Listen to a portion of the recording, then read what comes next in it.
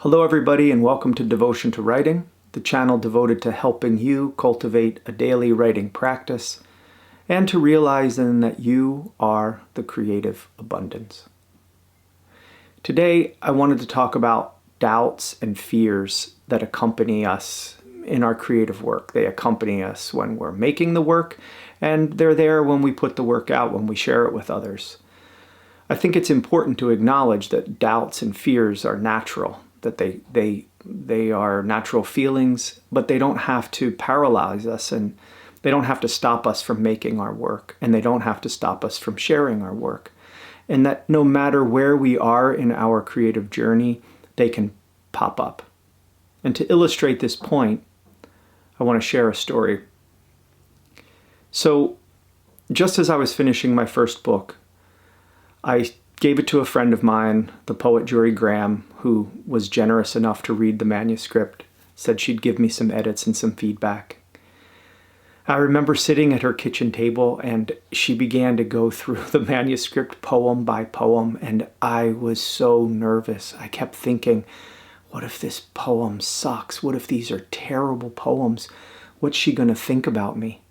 She's going to think I'm a terrible writer, and if she says that these aren't good, I am a terrible writer. I felt so vulnerable showing her these and sitting here in front of her but there was no going back. And I'd been working on this book for years. I've been working on it for years, and now what if? I kept thinking, what if it's not good? I've gone this far. What if it's no good?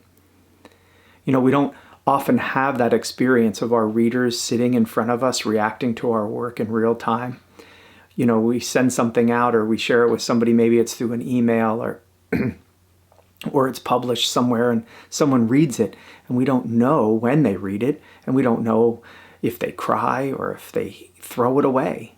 But I was there sitting right across from this person who I deeply respected as a poet and as a person, and whose work majorly influenced not just my own work, but has influenced contemporary poetry.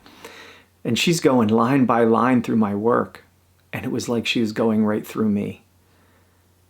But the funny thing is, when we're sitting there at her table, I noticed that I wasn't the only one nervous. She was nervous. And I was sure, I knew it wasn't because she was nervous about giving me her feedback, because she was a teacher and she's worked with many students and given her feedback, her opinion about a lot of work. So I thought I'd just ask her. And so I said, are you feeling okay? And I remember she set down her pencil and she looked out the window and kind of exhaled, and she said, I'm nervous. I just sent in the corrected galleys for my next book. I sent them to my publisher, and that's it. No more changes. It's done.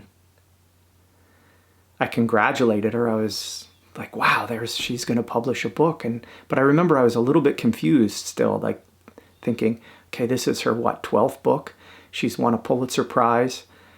So I asked again, I said, you've written many books. Why are you nervous about this? And she looked at me and she said, I've never written this book. I don't know if it's good.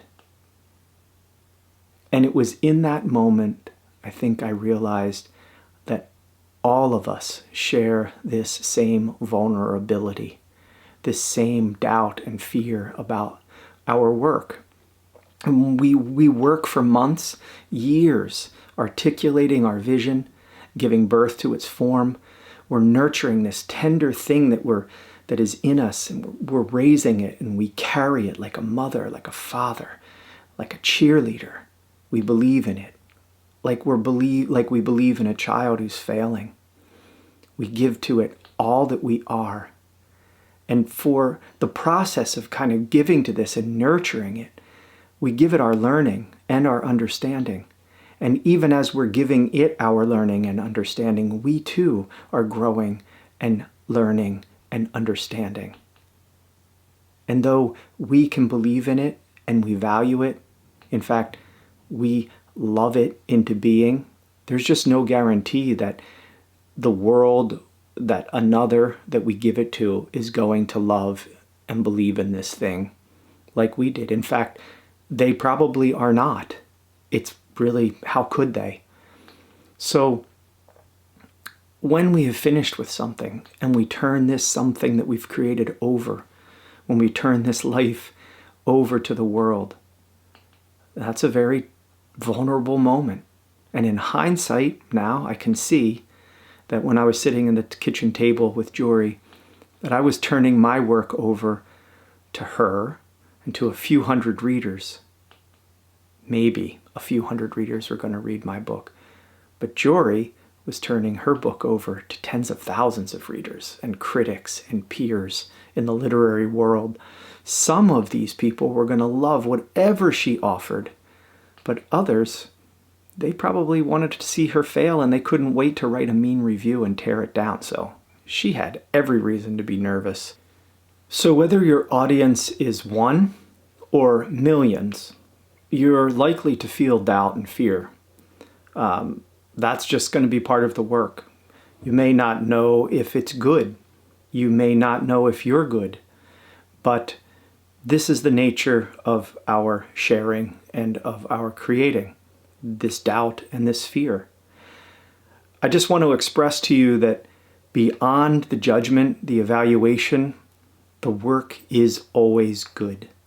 I'll say that again.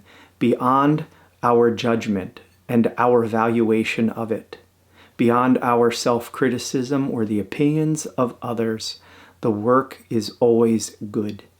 It can only ever be good in the sense that it comes from you. It came out of your engagement with creation, with yourself, with your source. It came from that part of you that is open to the world, that is hopeful, that is giving, that feels inspiration, that wants to share this inspiration, this joy, this expression, these ideas, your love with the world.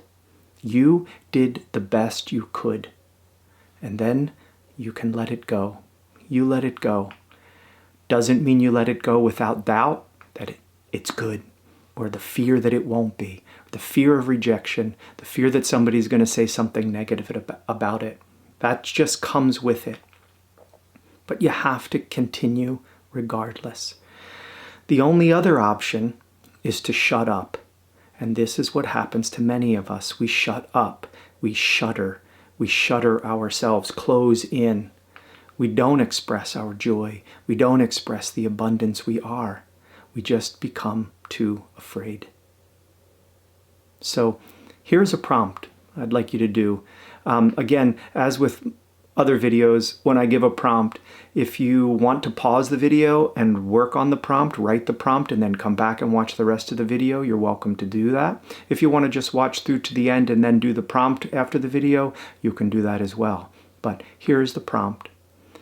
What would you write if you weren't afraid to write it? What would you write if you weren't afraid of writing it? If you weren't afraid of what others might say, or how others would react. So write that now. Again, you can pause the video here and write it, or you can follow through to the end of the video and write it at the end. I do want to add a couple of suggestions here about working with our doubt and fear when it comes to sharing our work. If you're just starting out, or actually it doesn't really matter, you could be anywhere in your writing, but when you're going to share it, make sure that you have a trusted reader and give it only to a trusted reader, okay? Don't give it to someone who's often criticized you in your life. Why would you? You know what they're going to do with it. So just give it to a trusted reader. But even when you get that feedback from that trusted reader, don't necessarily take that feedback to heart. It's just one person's opinion. It's just the opinion of one. So that's one point. The second point is don't be too eager to share your work. Hold it close for a little while. Live with it. Incubate it. Get to know it.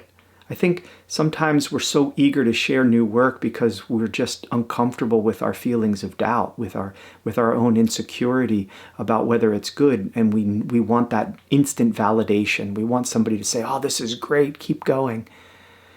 So I think we have to resist that urge sometimes and just give the work time give yourself time to get familiar with it, with what it wants, with how you can grow it. Be patient. Carry it as far as you can carry it. And then at that point, seek that feedback from a trusted reader who can help you take it that little bit further. I know for me that Jorie's feedback at that moment helped me carry my work forward to publication. And the book, A Strange Catechism, was published the following year, as was Jorie's book, Place, which is one of my favorite books of hers, I have to say.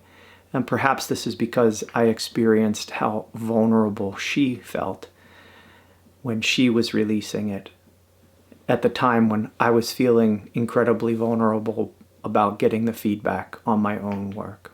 That I saw that we all share that vulnerability as creators. So my takeaway is that the doubt and fear is part of our experience. It's part of creating. We just have to see that these emotions, these feelings, for what they are, and we just have to keep showing up daily and working. In a future video, I promise I'll talk about how we can turn doubt and fear into fuel for writing. But for today, I just want to let you know, encourage you not to let them stop you, to write on, to keep writing what is in you, because it needs you. So I hope that was helpful. Thanks again for watching. I hope you enjoyed this video.